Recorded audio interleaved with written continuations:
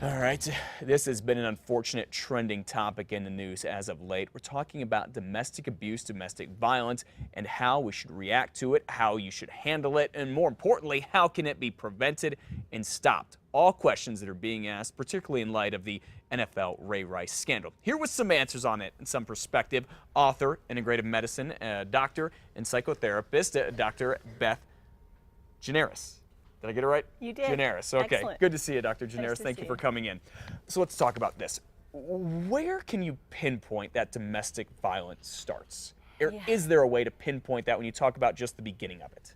So we can sort of define who might be at risk for committing domestic violence, who might be Okay. at risk for participating in it, or might allow it to happen in So their there's relationship. some warning signs. Here's what it sounds like. There are Okay, some what are warning these? signs. So if a person was going to start dating someone and that person speaks about others in a very demeaning way, even if they're very kind to you, you might want to take that into account, because that is one of the things that can happen, especially for a battered women syndrome.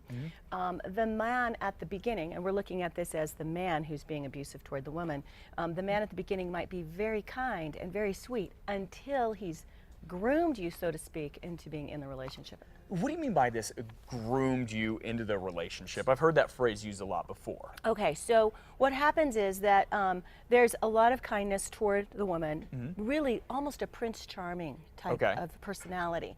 And then once you have sex or marry that person, there's an ownership that starts to play in. And then there's a relationship where the man acts more in an ownership style.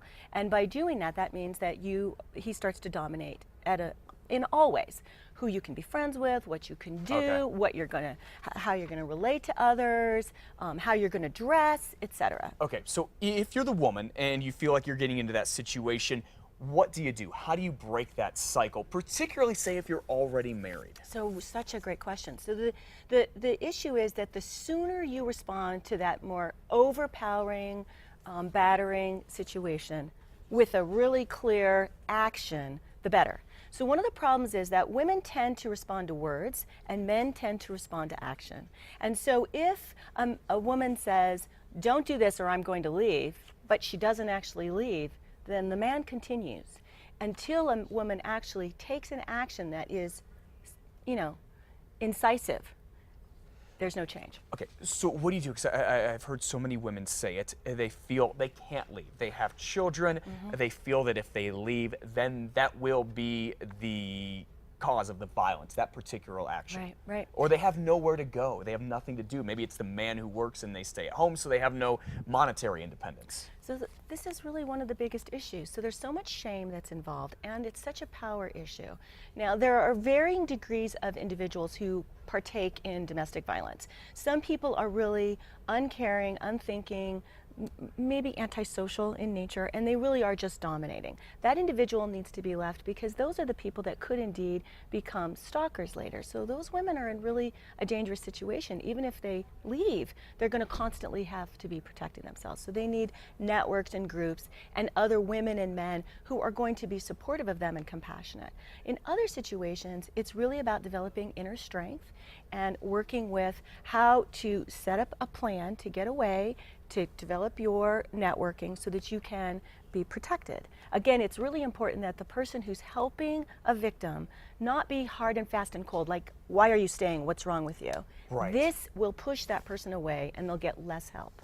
When is it time for someone in this situation to go see someone such as yourself, a therapist, a professional, a counselor, or something?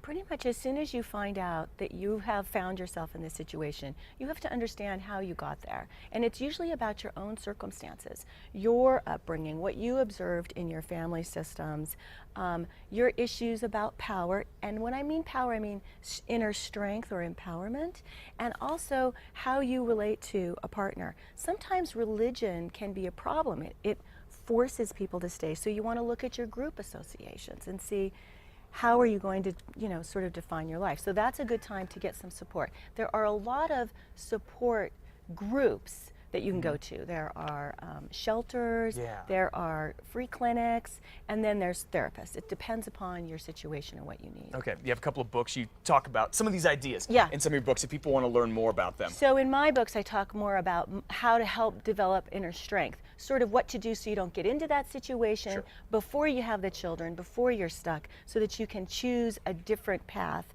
in terms of how you do relationship. And they actually help with men too about how they choose to be violent or overpower. Men don't necessarily want to do it. It really is an inner power issue and what they've learned in their lives. Okay, you can find more about those at our website, krqe.com. Click on links. Real quick before we go, is it possible to rehabilitate a relationship after there has been some form of domestic abuse or violence? Yes, as long as it's stopped immediately and both parties actually really want to change. So that reflects on the Ray Rice situation. He does indicate that he wants to change, and he probably has a good chance. I think his wife needs to work at how she can strengthen herself, align with her husband, that's great, but also strengthen herself. Okay, interesting. So you do believe there is a chance for people to change. And also, you mentioned the Ray Rice, and that's kind of what precipitated this interview and why we're talking about this.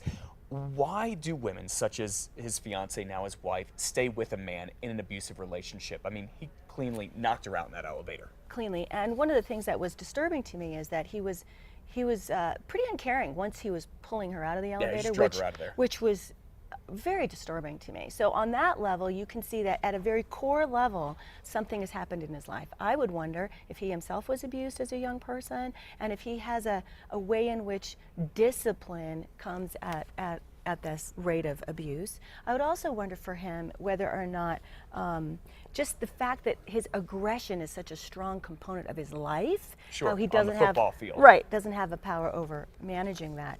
But for her, I think that the issue is she's staying probably because of the power and money. I mean, this is a way out of a very dangerous situation, and he really does help a lot of people through the money he makes. Yeah, and multi-millionaire. this is really one of the big problems. Do I put up with this in order to have this, and how do I manage my life? Okay, Dr. Beth Generis, thank you so much for your advice. We could talk about it for a lot longer, but unfortunately we're out of time. Find out more about her books now. You can get help if you're in one of these situations at krqe.com. We'll be right back.